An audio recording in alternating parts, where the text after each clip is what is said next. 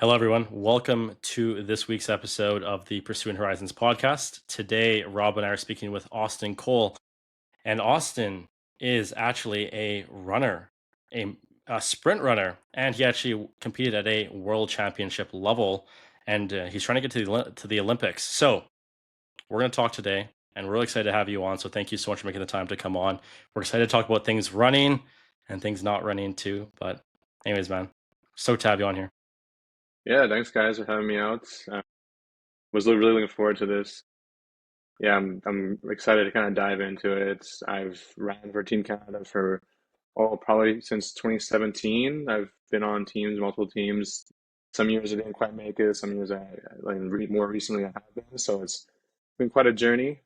Going from a youth and now more into like a little bit older, a little more mature athlete, and the different challenges that have kind of kind of appeared throughout that journey is like the beginning, they weren't there, and now they're kind of different challenges are here. So it's kind of interesting when you dive into that stuff throughout the session. Yeah, like give you guys a little bit more of a background um, of what I've kind of gone through. I was born and raised here in Edmonton Sherwood Park. I played hockey throughout my life. That was my main sport, but it was pretty athletic, you know. And my my track coach, actually met my track coach now. He approached me around grade 11 because I'd always do track after hockey through school and stuff. And in grade 11, he approached me. He's like, "Hey, man, if if you train just a little bit, you could be pretty fast. Just train a little bit." And my goal was, oh, I want to go to the NHL. I want to go be a pro hockey player. I want to play hockey. And I was like average. I was like midget double A, like double A player. I wasn't a triple A going to, junior or anything like that. But like that was my dream. Right? So when he talked to me about that stuff, I was like, oh, let me try hockey one more year and then I'll kind of get into it. Uh, I didn't make triple A. So then I was like, okay, you know what? I'll play double A and I'll train 1 day a week for track. I'll train just 1 day a week. We'll try during the indoor season. Yeah, I was doing that through grade 12, and that took me to where I went to provincials that year. And the year before, I didn't make the final, and then that year I won, and that was in the 200 though, so it was a little bit different. I wasn't a 400-meter sprinter, but that was in the 200. So the year before, I didn't make the final in the 200, and then the next year made the final and actually won. So it made a huge difference just from training like once a week. And that's when I started to think, okay, maybe maybe this has a future for me. Maybe I need to like change my gear here and like go all in on this track stuff. So as soon as hockey was done that year, I just started training for track like 5 days a week, doing all the workouts, like learning. And that summer I went to junior nationals, which is actually it was worked out nice. It was here in Edmonton. That was the Olympic trials in 2016. Junior nationals and Olympic trials are different. So I went to junior nationals and actually got silver. So I placed there at silver in my first year of track, and I was like, okay, yeah, there's potential for me to do something special here. Let me just switch gears completely from this hockey stuff and go right into track. I actually got a scholarship to go to the University of Alberta as well that summer.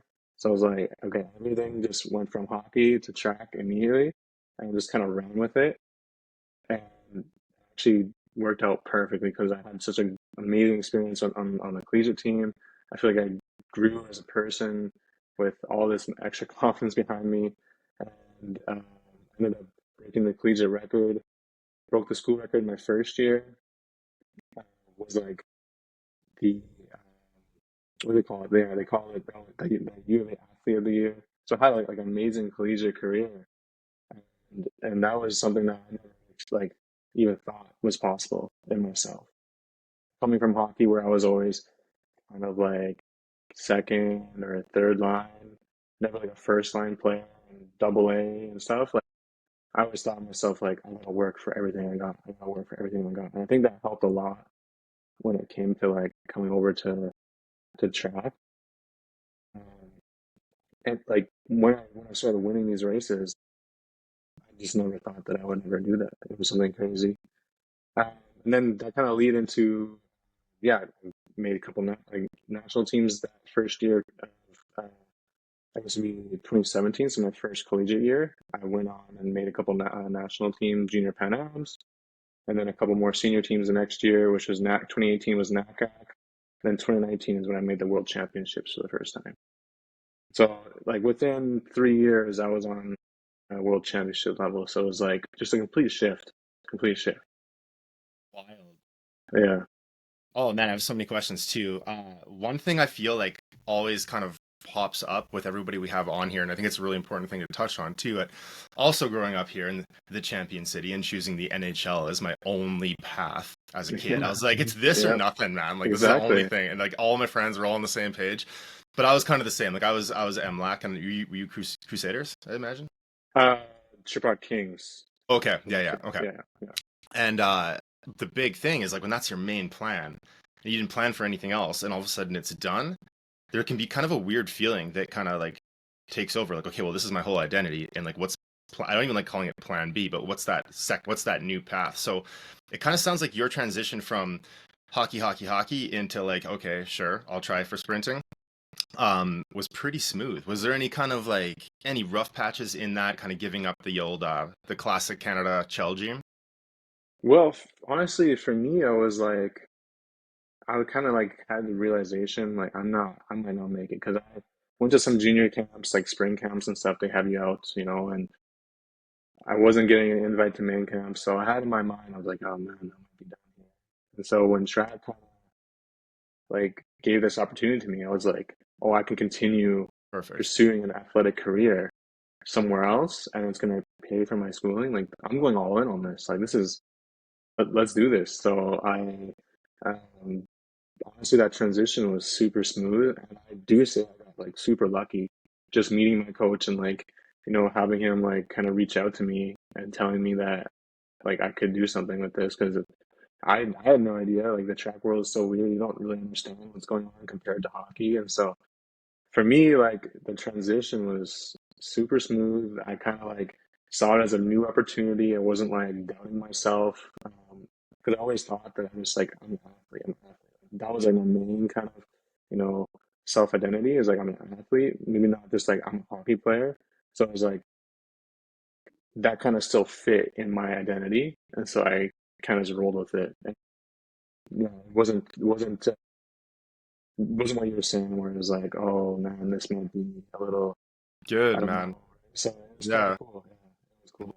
Well, it's awesome to hear that too. Like that to me is like the best case scenario of how it can go.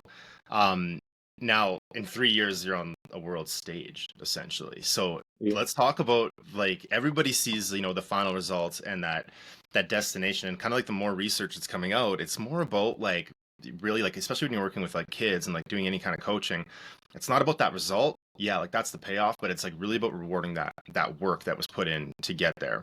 Hmm. So in those 3 years to rise to such a great level, like what did those look like? Like what was like the real like the training, the discipline, all those kind of things. Yeah, like it definitely wasn't like a smooth journey too. Like I kind of just touched over it. Like my first year, um, going into outdoors, I had a major injury in my hamstring. Um, and the same thing with in 2018. I actually had a stress fracture in my foot, so I wasn't training for 3 years or 3 months. Sorry, 3 months rather. Um, and so that puts a huge hamper on training. And then 2019 was probably my healthiest year, and that's probably why I got to such a high level and was able to compete at that point. But yeah, like the day to day with track and field, like it's such a hassle. It's such a honestly, I like you kind of can explain it as as a hassle because like it's like That's awesome. it's 24 hours on it. Like you're honestly thinking about what you have to do for that day to make sure you're setting yourself up for either the workout that night or if you have a recovery day for the workout in the evening. And I feel like, coming from a hockey background, I know that, some days you can just kind of show up to practice and, it's an easier day or like you're working on skills, you're not as like exhaustive. Well, it's like on track, you're out there, you're training like you're going full, like you're sprinting, so you have to be at your top level. And if you're not if you don't show up that day ready to get better, like you're might even be hindering yourself because you're like training slow. So it's like one of those days you just have to like every day you have to go to the track with the mindset I need to get better, and you're pushing yourself to the limit.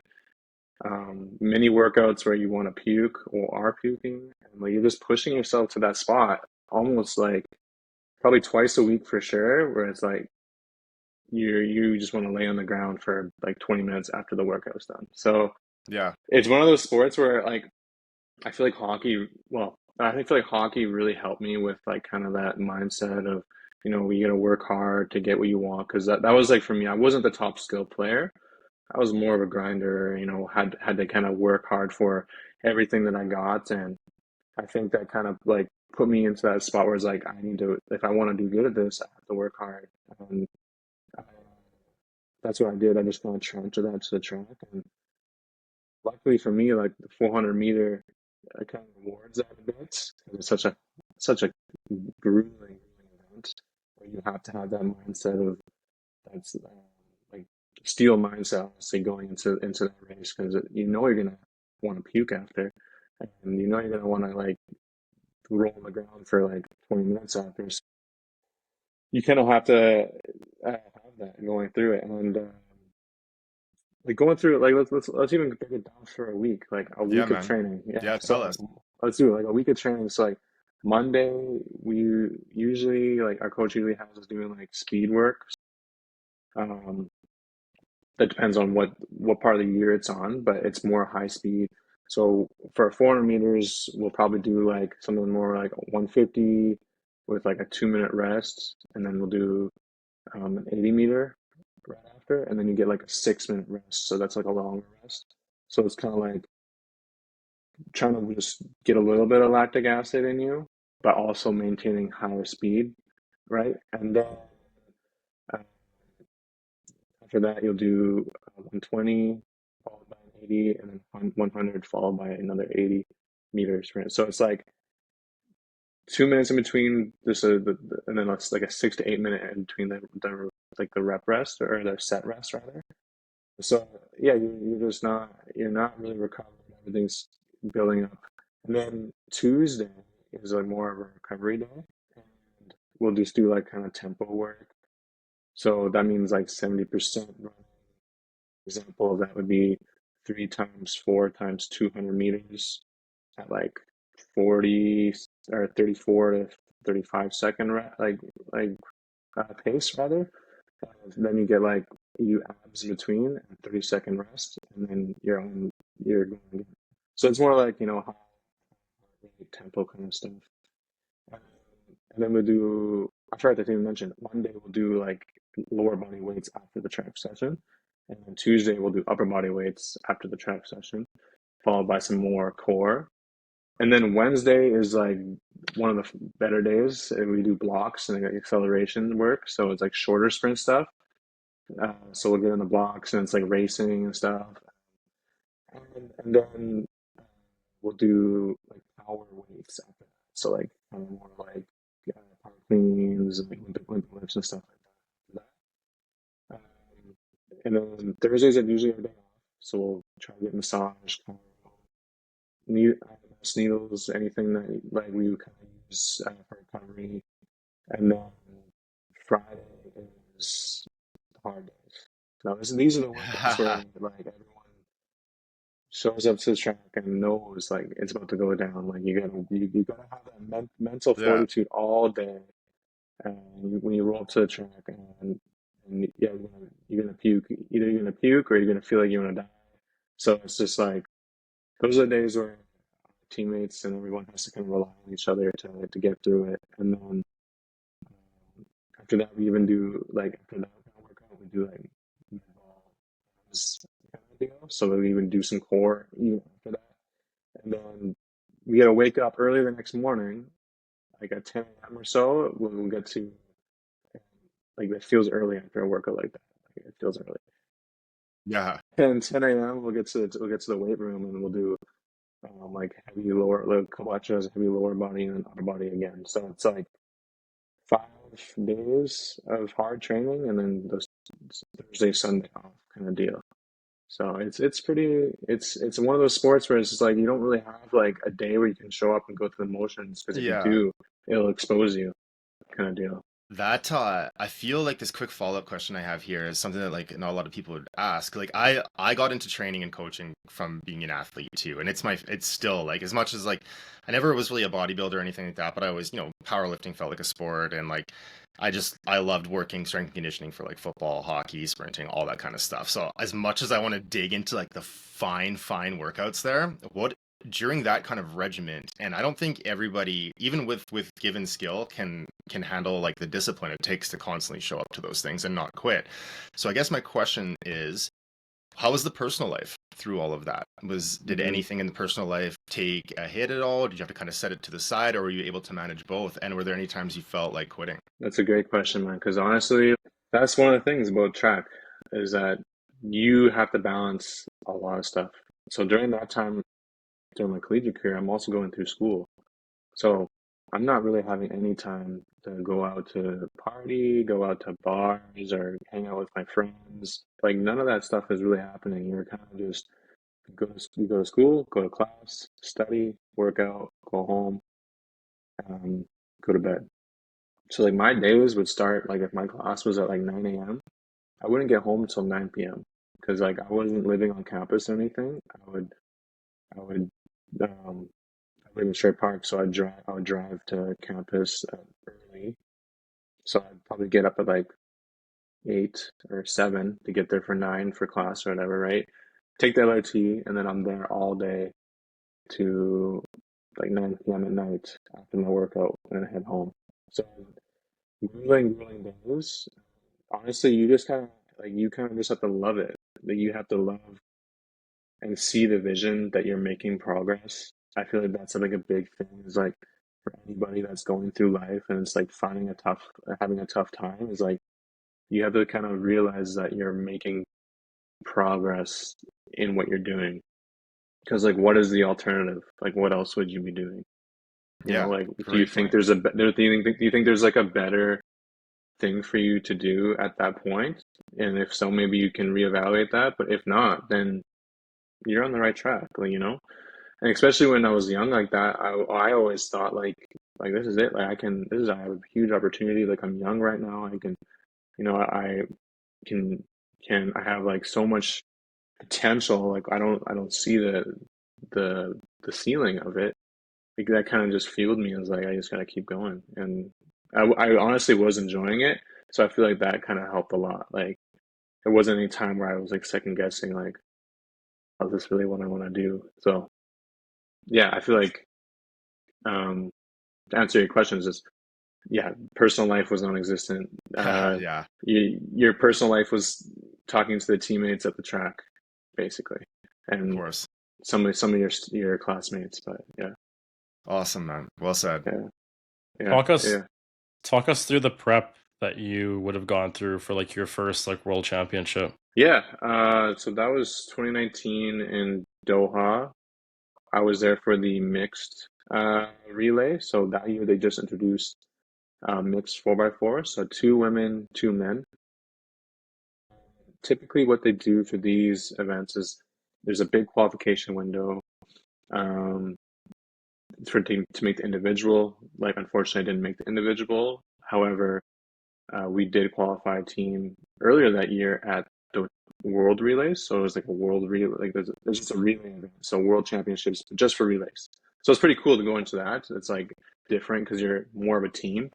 Um, and we actually won silver at that one and qualified us to go to the World Championships like later that year. So um, to kind of go through the prep is like usually on those World Championships we have Team Canada like we'll do like a holding camp for about maybe 10 days, 14 days depending on when your event is, and that'll be in a different country or like similar or a close country like with similar climates and stuff like that to kind of get you ready for that heat or because Doha was really hot. So we did Spain. So that was pretty hot and similar. and it was just easier for us to get like a training facility there. And so they have a holding camp for like 14 days there or so. Though during those times, like you're just seeing the hotel, the track, the and on the bus you see part of the city from the hotel to the track. You're not really like exploring. People always say that. It's always funny. It's actually funny. Like people always say like, "Oh, you could travel the world and see everything." And it's like, yeah, I get to see from the bus maybe, but Yeah. I'm not out exploring and stuff. There, it's like a business trip. Like I'm seeing the hotel, the track, and maybe one day I'll have like an hour or two just to go like a little bit out. So Yeah. it's not like I'm really seeing anything. So yeah, the holding camp, 14 days or so, your training, that's like you have to be super specific about what you're doing. Recovery and everything is like you're getting treatment every day, basic kind of thing, and just final push to the championships. Um, and then we'll fly in maybe 5 to 6 days before your event because like the championships are kind of long, so it's like they'll fly people in, fly people out depending on how long, like when your event was. And so I think we're like in the middle. You fly in, then it's basically that's it. It's like it's go time. It's like you're just doing little things. You're not really working hard. You're just trying to get the nervous system properly firing, and then the mental side is when that really takes in. I remember for me, like being there, seeing everyone that I've seen like on TV and everything, it was just like wow, like I'm here, like this is my chance, this is my opportunity, like um, and it was really mentally straining. Like it's it's something that just you don't realize how stressed your body is until it's all done, and you're like, holy shit, like I was like stressed out, because my body started like I couldn't like handle food.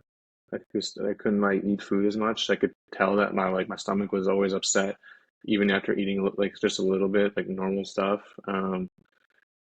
And like going into the biggest, okay, honestly, the biggest thing about track and field, probably the worst thing about track and field that exists, and I don't think anyone really knows this, is the call room. Is that like waiting to go? Yeah, so Oh there's like a shit. yeah, so like Sick. there's a call room. There's a call room that opens up like depending on the meet, like 30 minutes before the race and closes 20 minutes before the race. So you have to you have to go check in for your event at like the officials kind of desk, and you have to go in there and um, basically just sit and wait to get onto the track and run. And that's something that's like you don't really plan for, or like you don't train that way, like typically. I mean, you could incorporate it, but like you're not gonna just like people have lives. You're just gonna like Yeah. start your workout and then like wait 20 minutes after your warm up to Yeah. get in. And so it's like mentally in that part of the call room, you're thinking like I gotta make sure I'm loose still, like I'm warm, and you have to like you're just sitting there like you're sitting beside your opponents. That's another thing. You're literally sitting My beside God, man. your opponents around, and you're like looking at each other, and everyone's nervous, and you're like, oh fuck, I don't know if he's gonna be good today or if Dude, he's gonna just be like good. Like, you totally know, mad. That's so funny. it's nerve wracking, Dude, and like, uh, and I we yeah, go ahead, go ahead. I'm so sorry to interrupt, man. I had so much come into my brain there and I was like I can't Oh contain yeah, myself. That's my fault. Um Coming from hockey, man, I'm sure you know this too, but I remember back in the day when you're younger, before you start really getting confident and kind of like rising in the ranks and stuff, you go out and you're doing like the classic warm up, you're in the horseshoe drill, but all I was doing was staring at the other guys, man, being like, okay, who's a threat to me out there? Like, okay, this guy I can take for sure, that guy I can't take. And then years later, I had some success in a band, and before we were playing like major TV performances, I'd have to sit in a room like that, and I was young and I knew nothing. And hmm I had to really, over the years, kind of hone in what I did in that waiting time because the whole industry was just hurry up and wait. And I was just like an anxious ADHD kid that couldn't do those things. hmm So I had like certain songs that filled it out. I had a little visualization I do. And a lot of it came from hockey and just kind of being interested in like performance and stuff. So before you move on from it, I'd really like to chat about kind of just like what that time was, how it was for you, and what you did to kind of optimize it. Like just in the call room stuff, Yeah, the just training. Yeah, that feeling. I can just relate, man. yeah. Like when I was younger, I just sit there and like honestly like be like hunched over and like just like I could feel the butterflies and nervousness and my stomach. Just like I'm just trying to stay as calm as possible. And like over the years, I realized like I can't do this every time. Like this is Yeah, not sustainable. Some days I'll probably do this and I'll get way too stressed out and not run well. And sure enough, it did happen once. I was like, yeah, this is like unreliable. So what I try to do is I try to go into the call room and I'm not like ready for like I don't have all my stuff on. So when I'm in the call room, I'm just like, okay, I need to put on the spikes. Okay, put the spikes on. Okay, I need to put my bibs on. So then it's like giving me a task to do to kind of take my mind off of it. So that I'm not like sitting there just thinking about the race and just getting my adrenaline way too high. So then I crash out. So yeah, I try to give myself tasks to do. Like I've been doing that this year, especially because um, I feel like I just needed to try something else, and it's been working pretty good. I'd say that just giving myself tasks and like thinking about other stuff while I'm in the call room, so that I'm not like raising my adrenaline level so high. Because I feel like for me, I kind of in the middle zone, like high or middle. There's always like there's like a range, right? So I feel like I have to kind of be in this middle zone, or else I'm too high. I'm gonna not execute my race plan. I'm just gonna burn myself out immediately. So yeah, yeah, man. yeah. I think that's probably the biggest thing, is just giving myself something to do during Of the course. during the call room. What Yeah. was it? What did it feel like the first time you got to put that flag on, rep So the that country? was yeah, that was 2017. uh, When I was a kid, and then I was young at that point. I think it was 18, 19, 2017. Yeah, 18, 19. And now at that point, I was like, this is a dream come true. Like, this is my dream. Like this is what I've always wanted to do, is represent Canada. First it was in hockey, but now like in track, obviously. So I was like, I thought that was like, I remember texting my coach like when I got there. I was like, you just like we just made my little kids like little kid dream come true. Like this is Mm. a and he was like, oh, that's so cute. Like Yeah, he was making fun of me, that's awesome, man. making fun of me. But that was yeah, that was a dream come true. I was like kind of injured going into that meet, so it was like pretty nerve-wracking, having to know that my body isn't 100% there, like representing Canada. It's like a dream to do it, and honestly, some of the things that I think about, like I don't know how I did that.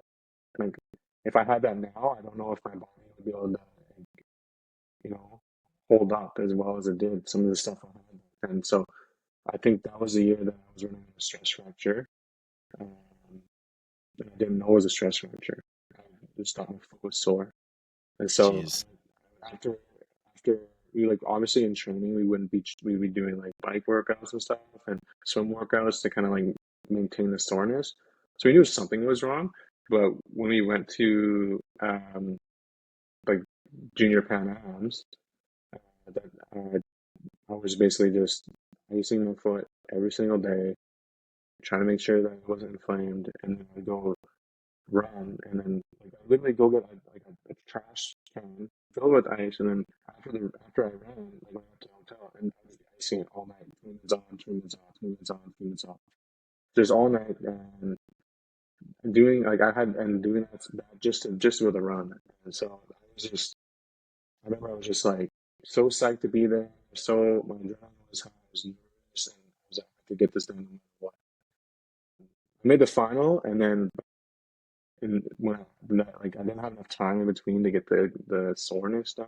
It was like only a day, like it was the next day, and so I was like I could feel it when I was warming up. I could feel it, and I was like, oh, I know something's going on, but I'm gonna give it my best shot. I remember that it was such a grueling time. I can't believe I did that. Sometimes I think I'm like I was running on a stress fracture. Like that's not smart, man. What are you doing? Yeah, man.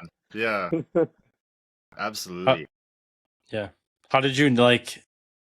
I know that we talked a little bit, like even pregame, about like some of the some of the numerous like mental hurdles that you would have faced too. So apart from like obviously the physical limitations and hurdles, like Hmm. talk us through some of the mental ones, even from like having to shift from hockey to track and even like, going up to a pretty high level pretty fast. How have you been able to like navigate all that as an athlete? Especially like you mentioned too, like the ever kind of eluding like work life balance and like, Yeah. like how have you been able to work on that, or is it like an ongoing thing that you're still trying to work on, or talk us through it? Yeah, honestly, I think that the transition, like from track, like in the early years and stuff, the mental side wasn't something that I had to like really dive into too much, rather than like the free race stuff. It's something that's like kind of recently come up, like since I think 2019. I actually had a major injury like that off season, and then 2020 came with like I couldn't run indoors at all, and then COVID came in 2020 as well, and that messed up for like 2 years, it seemed like, training and competition in the track world. So it was like that span of time.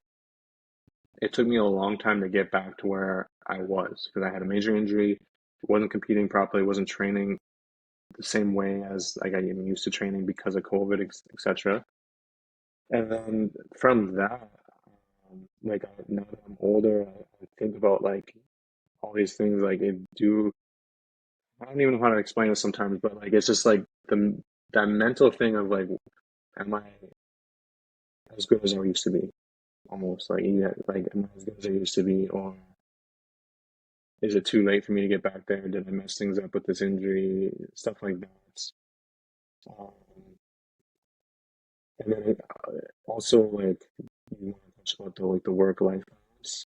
So now that like I'm graduated, I'm not in college. Like I'm 26 now, so I'm a little bit, I'm older. You start thinking about what's other out there in life.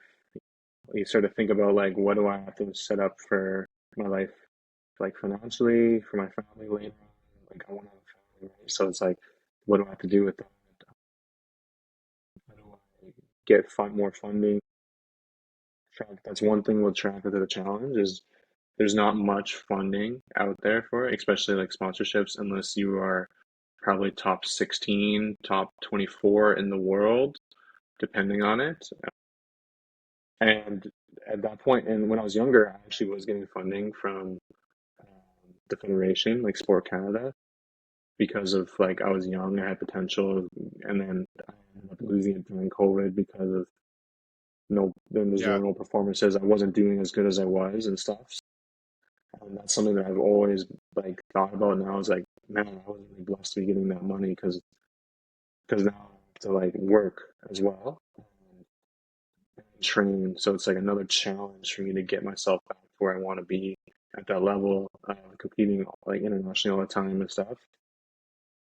So like, and working and then going to training after is not ideal. It's like you're you're on your feet all the time and stuff. So I've thought about what I wanted to do. Like I've had some jobs where I've kind of bounced around. I was at like a physio clinic because I graduated with kinesiology degree, and I want to use that to get into kind of physio or chiro later on. But that's just something I can't really fathom doing when I'm trying to be at the top level of the sport here. Well, yeah, I worked at a couple physio clinics, kind of just as like a kinesiologist. You're on your feet a lot there. Like it's not the hardest work, but you're on your feet a lot. That you're up pretty early because physio clinics are open early and stuff. It just wasn't like the best idea, like situation for training. So then because I had to work a lot, and like, the pay wasn't exactly like the best, obviously. So now I kind of I almost recommend this to some people if you're good at just talking to people. And I'm a server at like Joey Sherwood Park there. Yeah, I man. serve there. Yeah, So I'm a man. server.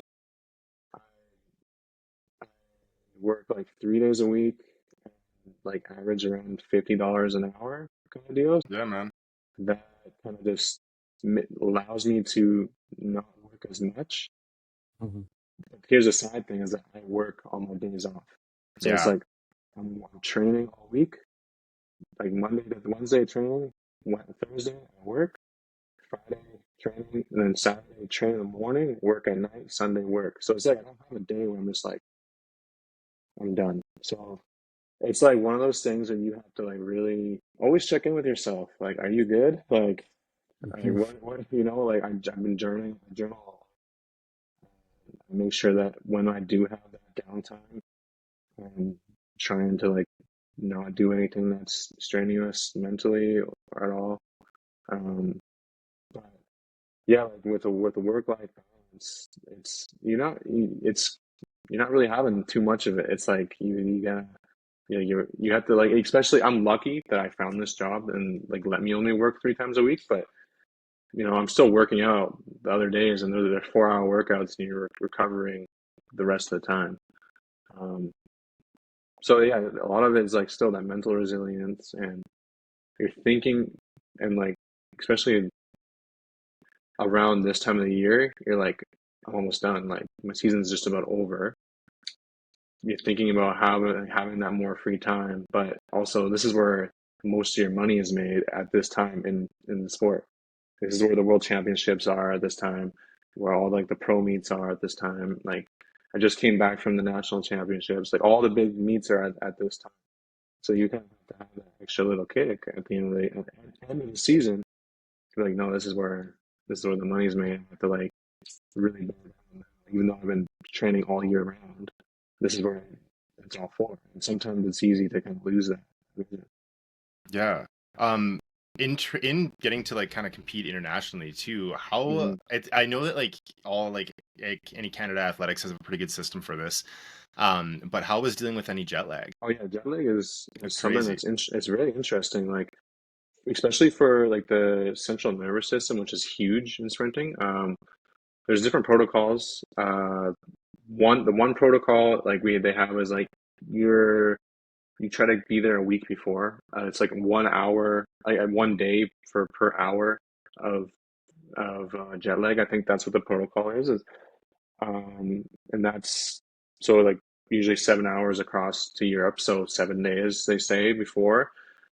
Um, but there's also other things. It's like you get there and then you just race like within 2 days so that the Yeah. jet lag doesn't fully sit in type of deal. Yeah, And perfect. then yeah, and then your nervous system gets like from the race, your nervous system kind of like kicks Yeah. in and um so I usually like this first one or the second one rather, like 2 days in and race because once you start being in a different country for 7 days, you kind of like, oh man, kind of get homesick. Like this routine is not there anymore and stuff. So yeah, it's that's an interesting one. The biggest one is to get to sleep on the plane Yeah. on the way there as well, and then um, you have and then like uh, get up like once. Like, if you're not sleeping, you're getting up every hour to move around and stretch.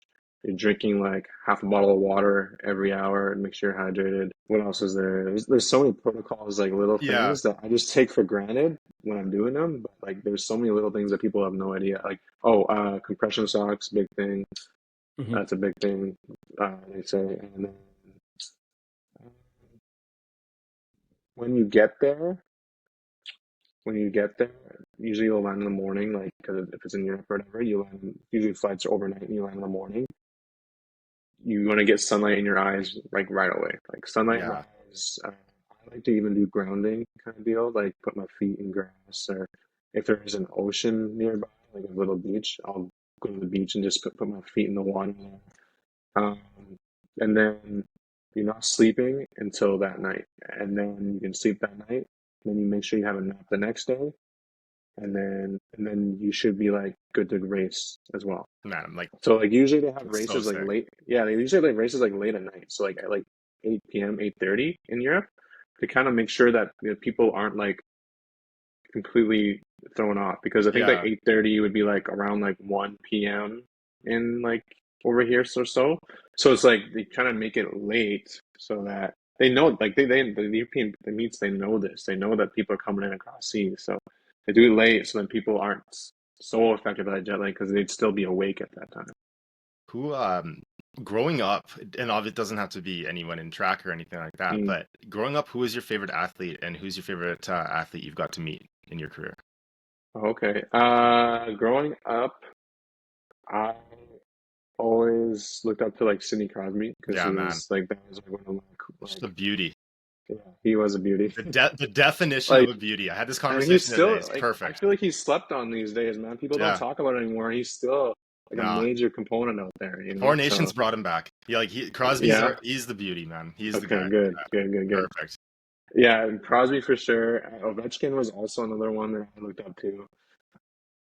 And that was during playing hockey. And then for track, it was Usain Bolt when I was Of course. younger.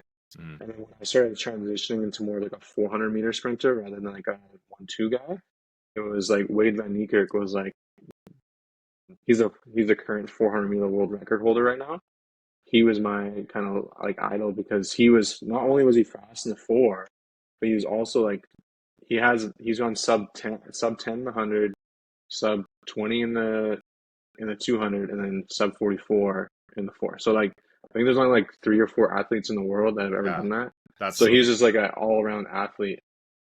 I kind of thought like, oh, I'm pretty fast in two. Like I got more speed, like So I always thought like maybe like that's like a kind of a role model for me. And then I actually got to meet him yeah, man. in 2022. I got to meet that guy. He was at in Switzerland at a race, and fortunately, he was in a different section of the meet, so I didn't actually get to race him. But yeah, I got to go meet him. He's a super nice guy, and like what you see on social media, kind of was exactly what you thought. I Yeah. always worry, I always wonder if it's Yeah. like fake or not, but Man. what you see on social media was exactly so. It was like kind of a full circle moment for sure. That's really cool, man. Yeah, I loved Ovechkin too. And in yeah. when we were at with the old band I was in, we were doing Much Music Awards in like '09.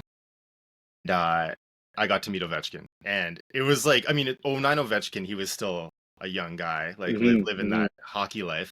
So I actually turned it into a fridge magnet, but I have a photo of him and I on the red carpet together, and he's just like not. What was that? What award was that? Sorry. So that year, the band I was in, we were nominated for like Pop Group of the Year and like a What couple. band was that? It Sorry, was called man. Stereos. Actually, there's a couple guys from Sherwood Okay, Park. Yeah, yeah, sweet. Yeah, yeah. It was another lifetime. But that's what got me to like go see all these places. And jet lag in a band is so different because I can just be an absolute non-athlete all for day to get sure. over it, Yeah, right? I got bet. But Yeah. all of us played hockey growing up too, so we do have that like background. So we always like it was always about meeting like the athletes over any of like music or like movie people. But in going to I have one kind of like superficial question, and then I have a really important question. And the superficial one, and you can get into this after, is your favorite place that you've got to compete in. Mm. I know you've mentioned you don't get to see a lot of it, and that's exactly like I could tell you like a tiny little bar in every city across North America, but like I don't know other things. It was like in hotel, show, go out for an hour, that's it. Yeah, Um, so you know exactly. You know yeah, exactly. exactly, Yeah. man. Just on the other side of the athletic spectrum. You know?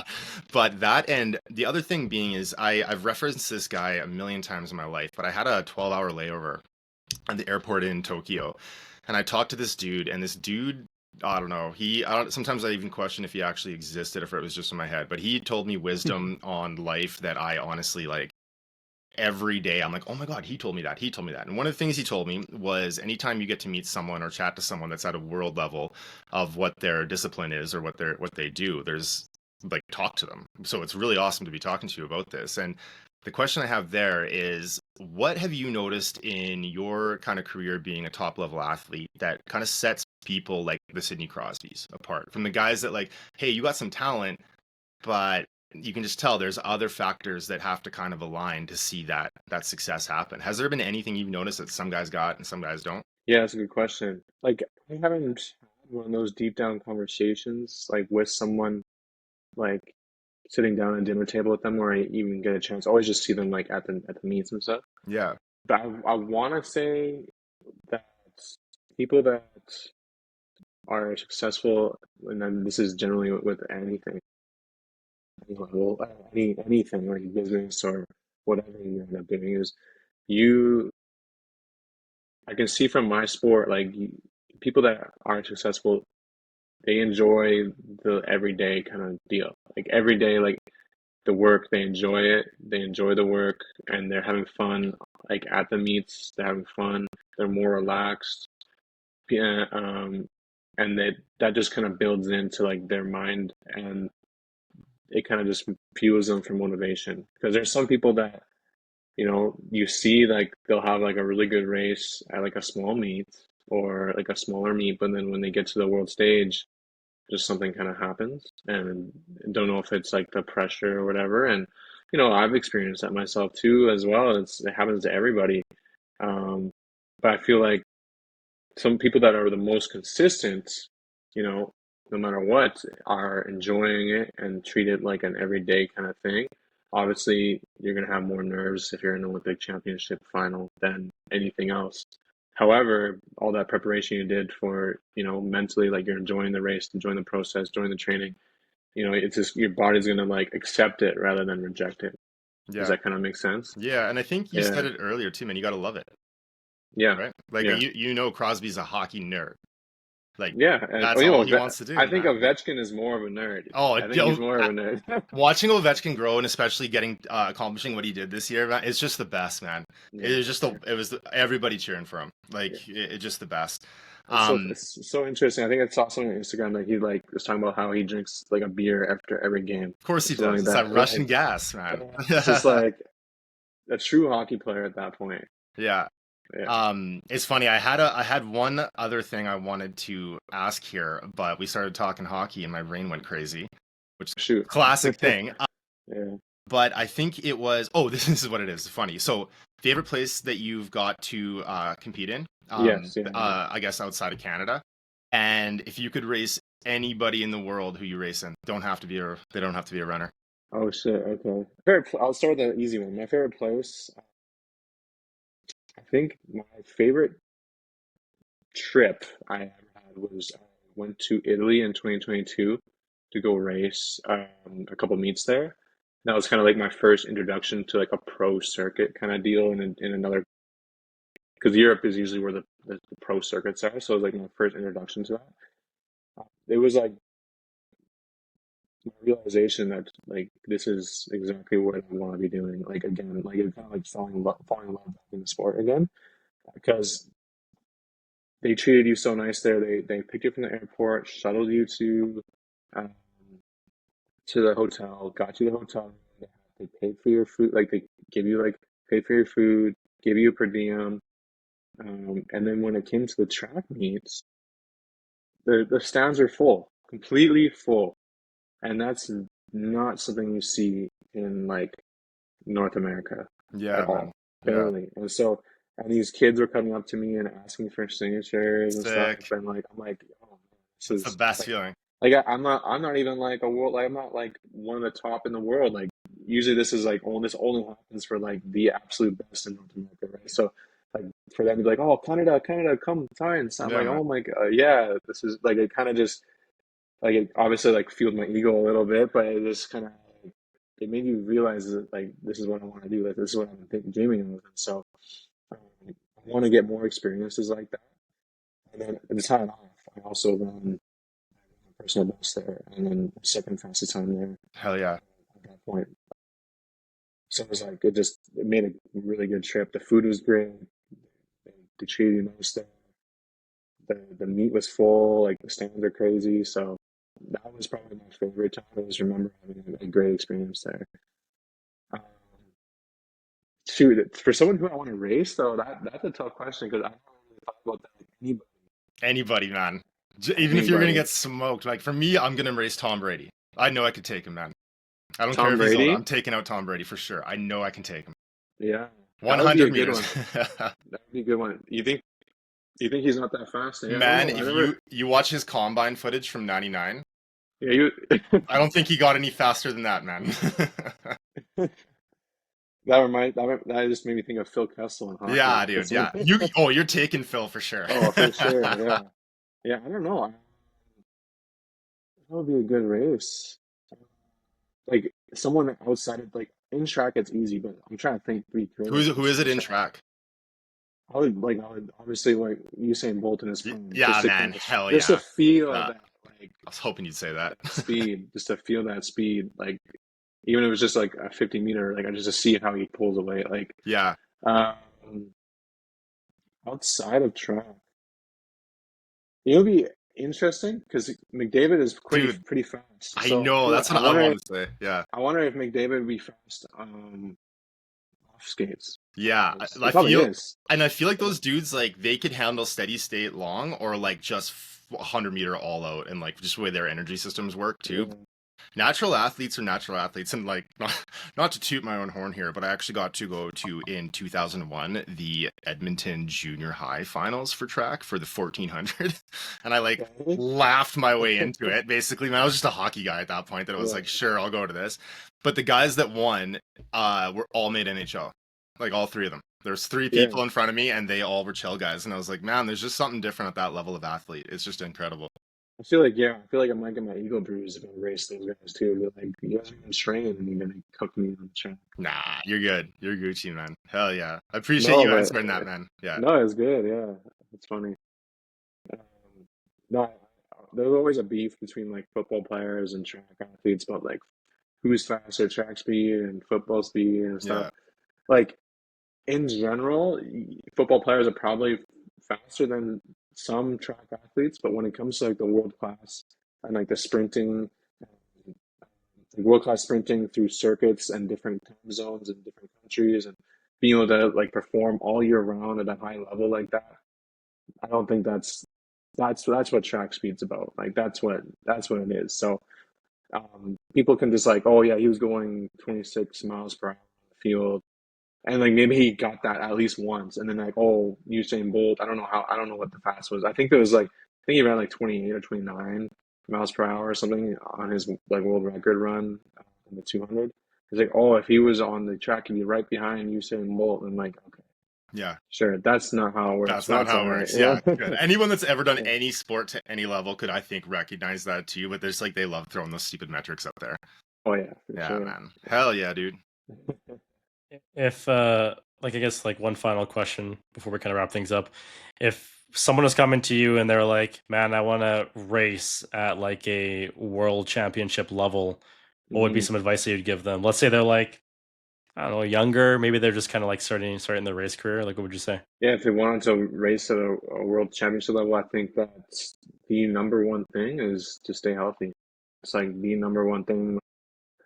If you're feeling like one workout won't make you, but it could break you. So if you're feeling any type of hamstring or any lingering pain that isn't the norm for you, make sure you step back and reassess. Talk to your coach. Don't force something that is going to like make you worse. Because I've done that multiple times. Because I'm like, I can't miss a workout. I can't miss a workout. Like I can't miss this workout because if I miss it, I'm not going to be good. And so it's like mentally, like it's just in my head, and it's something that I've learned to do better. And I've been healthier in my later part of my career because I was talking about the injuries early on. So I feel like if someone wants to become like a world championship and like given that they have like they got the setup with the coach and like they're working out and they're training and they're enjoying it and they have that path already. I think that the major advice would just to be make sure you stay healthy and because you can go all the way like this, you have one bad injury and you're back at the beginning for a long time. And so because the thing with track, your body needs to start trusting itself again that it can go at that full speed. And when you're constantly injured and feeling a chronic pain, it it resists it. It actually like there's like neural networks that form that don't want you to go that fast because they're like, last time this happened, are you sure you can do this? Like, can you do this? It's just like it's like a safety net. So I feel like that's like probably the biggest advice I'd have for sure. Good words, man. Sweet man. Yeah, thank you. Yeah, I think this was yeah, this was really good. So thank you so much for coming on today. We were yeah. stoked to have this chat with you, and it was cool to hear about like the transition of your life too, just from like hockey all the way to track, and how committed you are to your craft. I think that's one thing that Rob and I see on here too, is like everybody that we speak to is just like so invested in what they do and they're so like dedicated to their craft, and it's really cool to see. It's very inspiring. So keep doing your thing, man. Keep crushing it. And if people want to follow you and stay up to date with what you do, where can they do that? And what do you have planned like coming up? Like what are you training for right now? Let's talk about Yeah, that. yeah, sure. So like I said, I just came back from the national championships in Ottawa. Like unfortunately, I didn't go as planned. I was hoping for a podium finish for sure, and I got fourth. I wasn't running my race. I didn't execute it properly, and so this week I've just been trying to focus on getting my body back to where it needs to be, focusing on the nervous system, and preparing for NACAC championships, which is like a Northern American, Central American games. So it's an area championships. It's a pretty big meet. It's like Team Canada meet and stuff. That one is in the Bahamas next weekend. I leave on Tuesday, and then hopefully, fingers crossed, like if I do well there, I'll get selected to be on the World Championships relay team again that I was on in 2019. Hopefully, I can get because we qualified. I did the same thing basically. 2019 qualified the team to the World Championships in Doha, and then same thing. 2025 we went to China and qualified the team for Tokyo this year. So hopefully, I get selected to be on that team. So I just have to make sure I run my race properly. I'm ready to go. But I just need to execute it, and then that'll put me in a good position to get selected. So Bahamas and then hopefully Tokyo. That's kind of the two things I'm training for. Cool, man. I post a lot on my social media. I recently have been posting, trying to be more uh, presence on there, especially in sharing my story and type of workouts and stuff. So if you want to follow me there on Instagram, especially Austin Cole underscore 400 meters. That's if you guys all wanted to follow along. Awesome. Yeah. Thanks, man. This was fun. Yeah. Thanks, guys, for having me out. I appreciate it.